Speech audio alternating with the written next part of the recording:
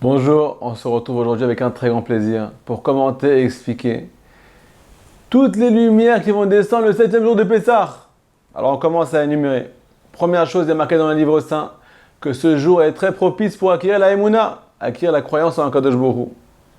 Pourquoi j'ai besoin d'acquérir la croyance en Akadosh Baruch Hu?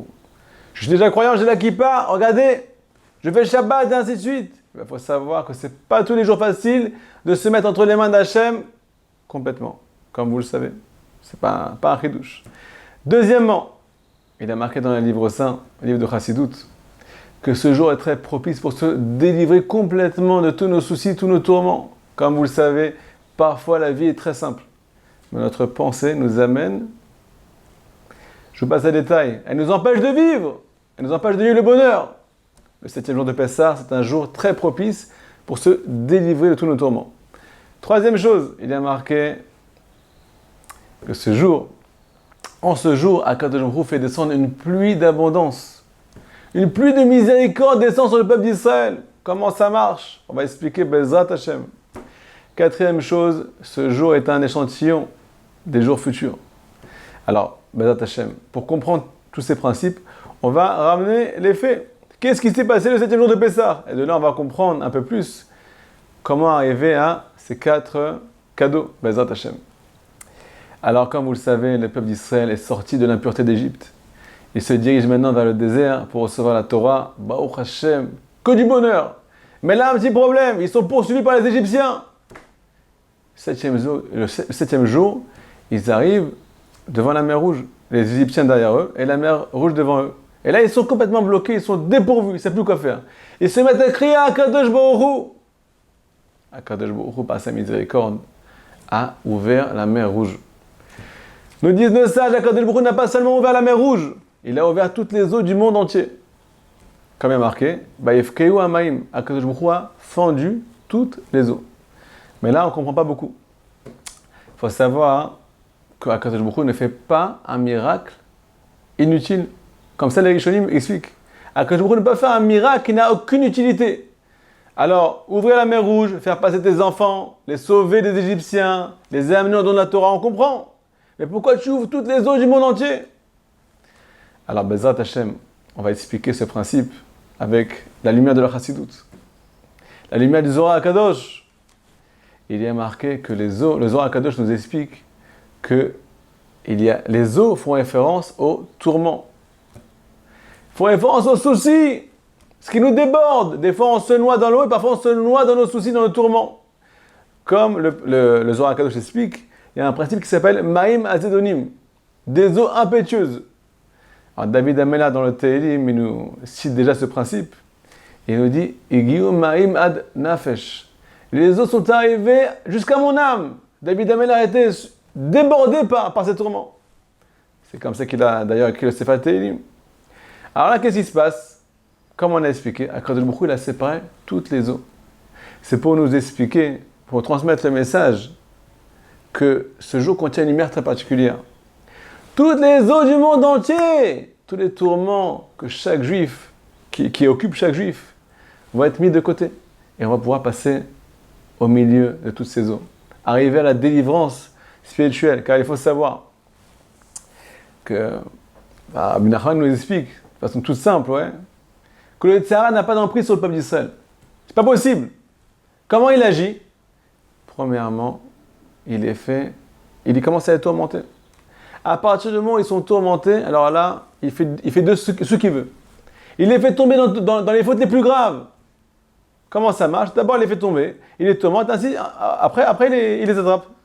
Ce qui veut dire que si on n'est pas tourmenté, la vie est belle. Tout va très bien. C'est le Gan Eden sur terre. Ça, c'est la première leçon qu'on apprend du Juif chez le Pessah, le 7e jour de Pessah. La lumière qui va descendre. Alors, Bezrat Hashem, on va prier très fort à Kadosh Baruch Hu, qui nous sauve de tous nos tourments, qu'on arrive à passer entre toutes les eaux, entre tous nos tourments. Deuxième chose, cette fête est très propice pour acquérir la Emouna en Kadosh Baruch Hu, la croyance. Comme on l'a expliqué, c'est pas toujours facile de se mettre entre les mains d'Hachem. Le Rav Arush, il dit une parole extraordinaire. Si tu as la Emouna, mon frère, tu vis le paradis sur terre. Si tu n'as pas la Emouna, tu vis un enfer complet. Rabbi Nachman de Breslev nous explique Leçon numéro 7 dans l'Écoutez Moharan. Que celui qui n'a pas la Emouna vit dans un exil constant, matériel, spirituel, physique, psychique, comme on l'a expliqué plusieurs fois au long des cours. Pourquoi? Parce que si tu n'es pas connecté au Créateur, si tu ne te reposes pas sur lui, sur qui tu te reposes? La vie, elle te tourmente. Tu ne peux pas mettre un pied devant l'autre. Le 7e jour de Pessah est un moment très propice pour acquérir une émouna parfaite en Akadosh Baruch Hu. Alors, qu'est-ce qui s'est passé? D'où on voit que le peuple d'Israël a acquis la émouna. Et de ce fait, on va pouvoir nous aussi recevoir cette lumière qui s'est passée pendant le 7e jour de Pessah. Alors, écoutez bien. Il y a marqué que quand le peuple d'Israël a traversé la mer Rouge, il a entonné un chant à Akadosh Baruch Hu. Il a dit louange à son Créateur. Et dans cette louange, il y a quelque chose de très particulier. Le peuple d'Israël dit à Akadosh Baruch Hu, voici que mon ennemi me poursuit, il veut m'atteindre. C'est pas la grande gloire, c'est pas une grande louange de dire à Akadosh Baruch Hu, tu sais, mon ennemi veut me couper la tête. Merci beaucoup. Eh bien, les tzadikim nous expliquent que le peuple d'Israël s'est tellement élevé, il a atteint un degré de émouna, un degré de croyance en Akadosh Baruch Hu tellement grand qu'ils ont compris que même le fait que leurs ennemis les poursuivent, c'est du bonheur. Voilà à quel point le peuple d'Israël s'est élevé en ce jour-là. Pareil, il est marqué que Myriam Hanevia a entonné un chant à Akadosh Baruch Hu et elle a pris ce qu'on appelle un tambourin. Alors les Mefarshim, ils demandent pourquoi elle a pris un tambourin? Pourquoi elle n'a pas pris un violoncelle, une petite flûte, je sais pas, un truc plus adine, plus doux, plus joli? Pourquoi un tambourin? Ça fait du bruit. Il dit mais comment? Alors là, on apprend un principe extraordinaire. Comment le tambourin, il sort sa mélodie quand on frappe très fort sur lui? Et bien pareil, le peuple d'Israël, comment il commence à entonner un chant à Kadosh Baruch Hu, parfois quand il reçoit des petits coups, ça arrive. C'est pas pour notre mal, c'est pour notre bien. Si on comprend que c'est pour notre bien, on arrive à une émouna parfaite. Pareil, il y a marqué que la chanson, pour ceux qui connaissent un peu comment ça marche la musique, alors parfois on doit monter le ton, parfois descendre le ton, parfois c'est des mi-tons, et je sais pas combien de tons, et ainsi de suite. Bref, alors de là, le Rabbi Daman, il explique quelque chose de magnifique.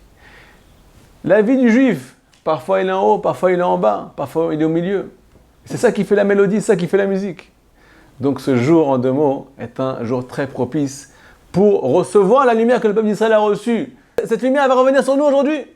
Extraordinaire. On va pouvoir acquérir la Emouna, pouvoir se mettre entre les mains d'Hachem, pouvoir vivre un paradis sur terre. Comme il dit le Rav Arush, se délivrer de l'enfer et se délivrer de l'exil matériel et spirituel. Troisièmement, ce jour-là est très propice à la prière. Très très propice à la prière. Pourquoi? Il faut savoir qu'Akadosh Baruch Hu a utilisé, entre guillemets, a envoyé sur le peuple d'Israël, quand ils étaient devant la mer Rouge, un principe qui s'appelle Atika Kadisha. Atika Kadisha, ça paraît un peu compliqué, c'est des mots un peu compliqués, même à dire c'est un peu compliqué. Et Baruch Hashem, je me suis entraîné plusieurs fois, donc ça passe. C'est quoi Atika Kadisha? Alors, si on traduit Atik, c'est quelque chose qui est complètement détaché. Akadosh Baruch Hu, il a pris ce qu'on appelle, il a utilisé un comportement tout à fait différent qu'il utilise dans tous les jours de l'année. Parfois, il faut savoir que Akadosh Baruch Hu agit avec de la rigueur, parfois avec miséricorde. Parfois, la rigueur et la miséricorde vont ensemble. Parfois, c'est une bonté qui est sans fin. Une bonté qui ne dépend pas de nos actes, de nos mitzvot, de nos averot. C'est une bonté extrême. Ce niveau, c'est l'un des plus hauts niveaux spirituels. Akadosh Baruch Hu utilise, entre guillemets, si on peut se permettre de dire ça, ce principe quand le peuple d'Israël est dans des moments très difficiles. Et parfois, ça va pas. Spirituel, matériel, ça va pas du tout. On est très bas. Et là, Akadosh Baruch Hu, il a pitié du peuple d'Israël. Là, il a ouvert la mer Rouge. Il y a marqué que dans les livres qu'il y a une accusation qui a été portée sur le peuple d'Israël quand ils étaient devant la mer Rouge. Bah écoute, tu veux les faire passer, tu veux leur faire passer la mer Rouge. Mais il n'y a aucune différence entre eux et les Égyptiens. Les Égyptiens, ils font l'idolâtrie. Mais tes enfants, les anges, ils ont dit à Akadosh Baruch Hu, tes enfants aussi font l'idolâtrie. Il ne faut pas passer. Impossible, ils restent comme les Égyptiens. Ils restent devant la mer, ils vont se faire manger. C'est fini. Alors là, Akadosh Baruch Hu a dû, entre guillemets, utiliser une bonté gratuite. Une bonté qui s'appelle Atika Kadisha. Quelque chose qui est inaccessible. Quelque chose qui est complètement détaché de la perception de l'être humain. Et de là, il a ouvert la mer Rouge. de ce fait, ce jour-là, il y a une pluie de miséricorde qui descend sur le peuple d'Israël. Celui qui ne va pas prier ce jour-là, mais il est fou, il est complètement fou. Il peut amener toute l'abondance matérielle, spirituelle. Alors le Rav Zvi Hirsch Mizedichov nous expliquait tout simplement qu'à partir du moment où Kadosh Baruch Hu, il a ouvert la mer Rouge, et ben il a ouvert les portes de la délivrance pour toutes les générations à venir. Pour le peuple d'Israël en général et pour chacun en particulier. Pour le plus petit. Celui qui prie pas, bon, il faut aller chez le médecin. Alors comme vous le savez, je ne sais pas si vous le savez, mais on va vous le dire, Bezrat Hashem, il y en a qui ont l'habitude de finir le Sefer Tehillim pendant ce jour-là. On fait la des doutes, on va parler à Hashem, on va pas laisser une seule seconde passer. On va pas laisser les cadeaux s'envoler. C'est dommage.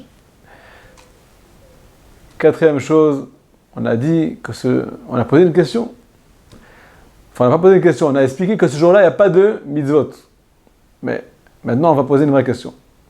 Si ce jour, il est tellement haut, pourquoi Akash Baruch Hu ne nous a pas donné des mitzvot? Le soir du Seder, le jour de Pessah, on a les Rabakosot, les 4 verres de vin. On a la Gada de Pessah. On a plein de mitzvot qui nous entourent. Il faut manger la matzah. C'est un grand jour, Pessah. C'est la délivrance. Alors pourquoi, pour un jour aussi grand que le 7e jour de Pessah, Akash Baruch Hu n'a pas donné de mitzvot au peuple d'Israël? Question simple. Alors écoutez bien. Le fait que Akash Baruch Hu n'a pas donné de mitzvot, ça fait référence au temps futur.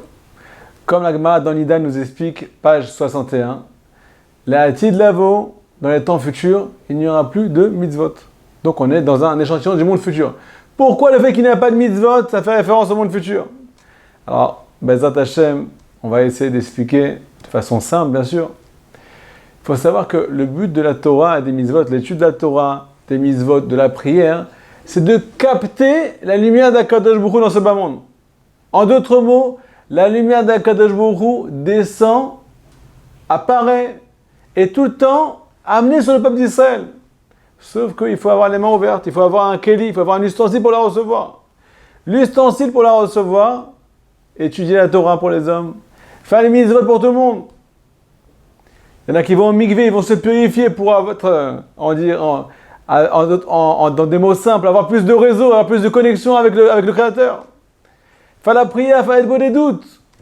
Tant qu'on peut faire des actes qui vont nous rapprocher de lui. Ces actes qui vont nous aider à capter la lumière divine. Mais plus on s'élève, plus on se rapproche de la source, plus on se rapproche de la délivrance. Et moins on a besoin de faire des actes.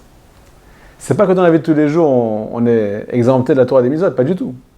Mais dans les temps futurs, on n'aura plus besoin, entre guillemets, d'avoir quelque chose qui va nous aider à capter cette lumière.